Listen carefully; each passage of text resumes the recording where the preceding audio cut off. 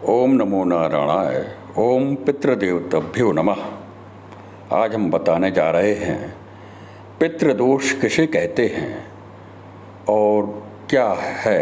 पितृदोष से हमें डरना चाहिए।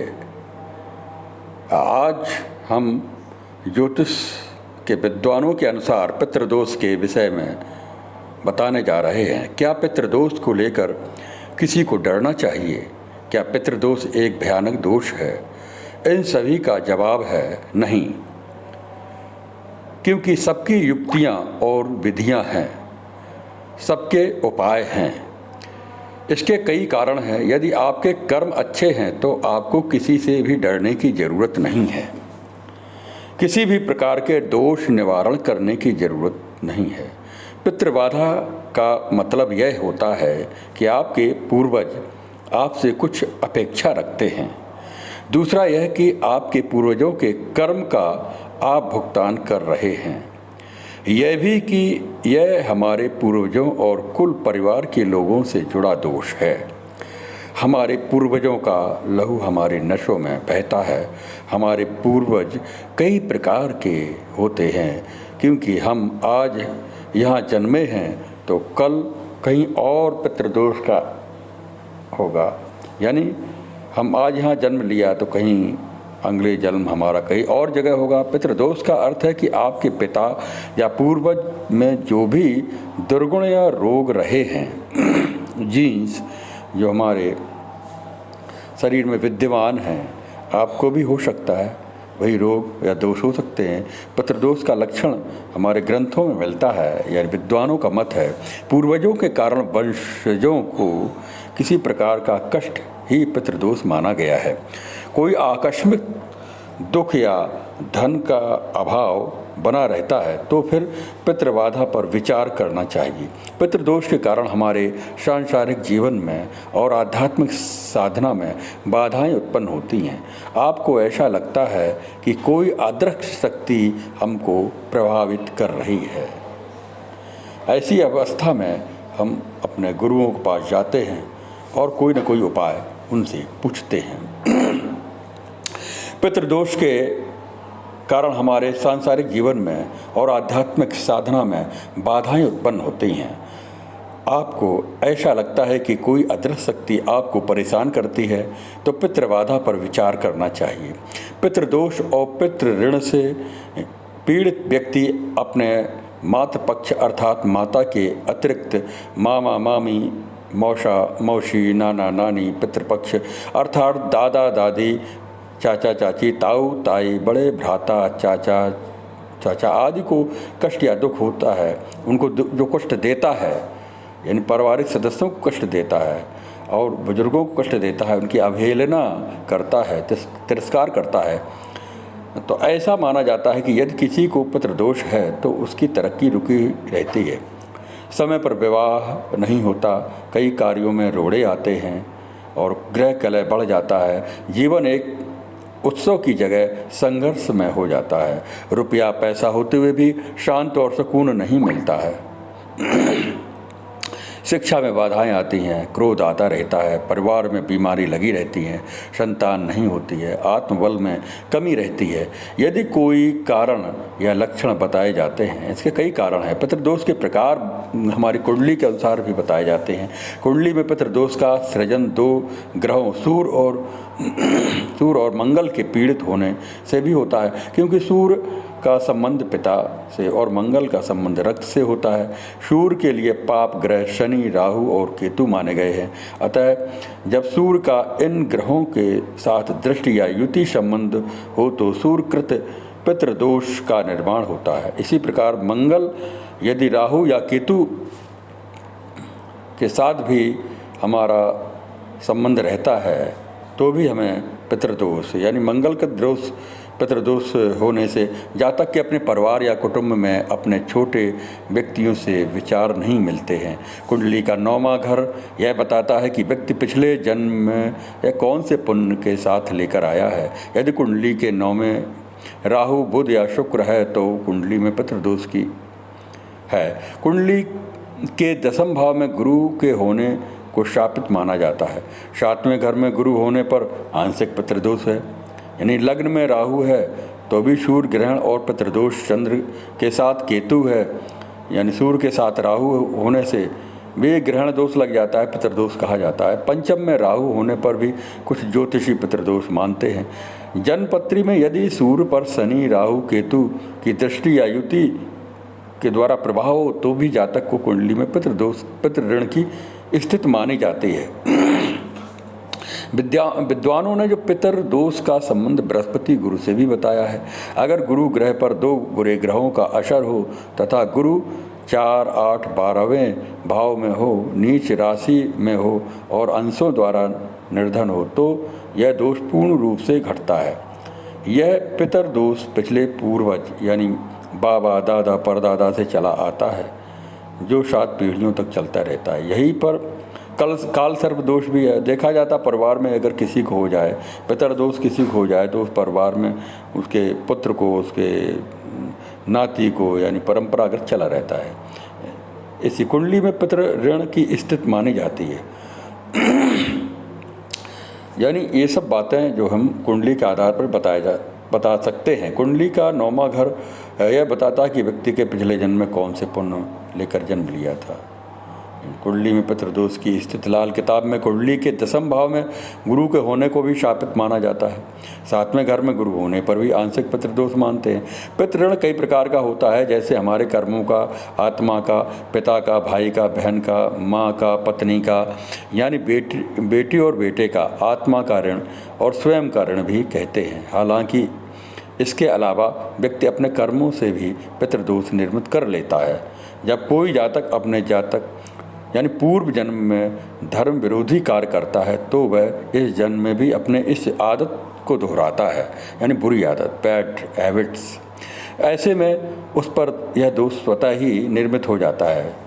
बहुत से विद्वान लोग कहते हैं धर्म विरोधी का अर्थ यह है कि आप भारत के प्राचीन धर्म, हिंदू संस्कृति, सनातन धर्म के प्रति जिम्मेदार अपने आप को नहीं समझते हैं। पूर्व जन्म के बुरे कर्म इस जन्म में पीछा नहीं छोड़ते। अधिकतर भारतीयों में यह दोष विद्यमान है। स्वऋण के कारण निर्दोष होकर भी उसे सजा मिलती है। दिल का रोग, सेहत में कमजोरी, बीमार रहना, जीवन में हमेशा संघर्ष बना रहना, मानसिक तनाव में व्यक्ति ग्रस्त रहता है। इसी तरह हमारे पितृ धर्म को छोड़ने या पूर्वजों का अपमान करने पर आज में पितृ ऋण बना रहता है। इस ऋण का दोष अपने बच्चों पर लगता है जो आपको कष्ट दे करके उसके प्रति सतर्क करते रहते हैं। पितृ ऋण के कारण व्यक्ति को मान प्रतिष्ठा में अभाव पीड़ित यानी उसको अभाव बना रहता है। पितृदोष के और भी दुष्परिणाम देखे गए हैं विद्वानों के अनुसार, जैसे कि असाध्य गंभीर प्रकार के रोग होना, पीड़ित व्यक्ति के प्राप्त यानी रोग भुगतान या ऐसे रोग होना जो पीढ़ी दर पीढ़ी भी चले आते हैं। पितृदोष का प्रभाव घर में स्त्रियों पर भी रहता है। इसके अलावा मातृ ऋण से भी आप कर्ज में दब जाते हैं और ऐसे में आपके घर की शांति भंग हो जाती है। पितृ ऋण के कारण व्यक्ति को किसी से किसी भी तरह की मदद नहीं मिलती है। जमा धन बर्बाद हो जाता है, फिजूल खर्ची बनी रहती है, हम रोक नहीं पाते। कर्ज इसका कभी उतारना नहीं है, यानी कर्जदार रहता है। दूसरी ओर बहन के ऋण से व्यापार, नौकरी कभी इसमें स्थायी नहीं रहती है। जीवन में संघर्ष इतना बढ़ जाता है कि जीने की इच्छा खत्म हो जाती है। यानी बहन के ऋण के कारण भी 48वें साल में संकट बना रहता है। ऐसे में संकट काल में कोई भी मित्र या रिश्तेदार साथ नहीं देते। भाई के ऋण से भी हर तरह की सफलता मिलने के बाद अचानक सब कुछ तबाह हो जाता है। 28-36 वर्ष की आयु में भी बीच में तमाम तरह की तकलीफ झेलनी पड़ती है। स्त्री ऋण का अर्थ है कि अपने किसी स्त्री को किसी प्रकार का प्रताड़ित किया हो, उसका भी ऋण रहता है। यानी ऐसे में संकट काल में कोई भी मित्र या रिश्तेदार आपका साथ नहीं देता। यानी स्त्री ऋण में किसी स्त्री को जब आप प्रताड़ित करते हैं तो इस जन्म में भी पूर्व जन्म में तो यह ऋण निर्मित होता है। स्त्री को धोखा देना, हत्या करना, मारपीट करना, किसी स्त्री से विवाह करके उसे प्रताड़ित करना, छोड़ देना आदि कार्य करने से भी यह ऋण स्त्री ऋण बना रहता है। इसके कारण व्यक्ति को कभी भी स्त्री और संतान का सुख नसीब नहीं होता है। घर में हर तरह से मांगलिक कार्य में विघ्न आता है। इसके अलावा गुरु का ऋण यानी शनि का ऋण, राहु और केतु का ऋण भी होता है। इसमें शनि के ऋण उसे लगता है जो धोखे से किसी का मकान, भूमि, संपत्ति आदि हड़प लेता है, किसी की हत्या करवा देता है या किसी निर्दोष को जबरन प्रताड़ित करता है। ऐसे में शनिदेव उसे मृत्यु तुल्य कष्ट देते हैं, उसका परिवार बिखर जाता है। राहु का ऋण, इस ऋण के कारण व्यक्ति मरने के बाद प्रेत बनता है। किसी संबंधी से छल करके कारण उसे किसी अपने से ही बदले की भावना रखने से के कारण यह ऋण उत्पन्न होता है। इसके कारण आपने सिर में गहरी चोट लग सकती है। निर्दोष होते हुए भी आप मुकदमे आदि में फंस जाते हैं। यानी संतान का जन्म मुश्किल से होता है। यदि हो भी जाता है तो हमेशा बीमार रहती है, पत्नी बीमार रहती है। अपने किसी कुत्ते को मारा है तो भी यह ऋण लगता है। पितृ ऋण या दोष के अलावा ब्रह्मा दोष भी होता है, उसे भी पितृ ऋण के अंतर्गत ही माना जा सकता है। ब्रह्मा ऋण वो ऋण है जिसे हम ब्रह्मा का कर्ज कहते हैं। ब्रह्मा जी और उसके पुत्रों ने हमें बनाया है तो किसी भी प्रकार के भेदभाव, छुआछूत, जाति आदि में विभाजित करके नहीं बनाया है, लेकिन पृथ्वी पर आने के बाद हमने ब्रह्मा के कुल और जातियों में बांट दिया है। अपने भाइयों से अलावा उन्हें आपस में विभाजित कर दिया है। इसका परिणाम यह होता है कि हम युद्ध, हिंसा और अशांति को भोगना पड़ता है। ब्रह्मा दोष हमारे पूर्वजों और हमारे कुल देवता, हमारे धर्म, हमारे वंश आदि से जुड़ा रहता है। बहुत से लोग अपने पितृधर्म, मातृभूमि या कुल को छोड़कर चले गए हैं। उनके पीछे यह दोष कई जन्मों तक पीछा करता रहता है। यदि कोई व्यक्ति अपने धर्म और कुल को छोड़कर गया है तो उसके कुल के अंत होने तक यह चलता रहता है, क्योंकि यह ऋण ब्रह्मा और उनके पुत्रों से जुड़ा है। मान्यता अनुसार ऐसे व्यक्ति का परिवार किसी न किसी दुख से हमेशा पीड़ित रहता है। अंत में मरने के बाद भी उसे प्रेत योनि मिलती है। इस प्रकार से हमारे जो पितृ दोष हैं, मातृ ऋण है, ब्रह्मा ऋण है, आदि को हम कैसे दूर करें, इसके हम अपने पूजा घर में यार कपूर जलाने से देव दोष या पितृ दोष का शमन होता है। प्रतिदिन सुबह और शाम घर में संध्या वंदन के समय कपूर अवश्य जलाएं। षोडशोपचार, हम अपने इष्ट देव की पूजा करें, प्रातः सायंकाल आरती करें, संध्या करें।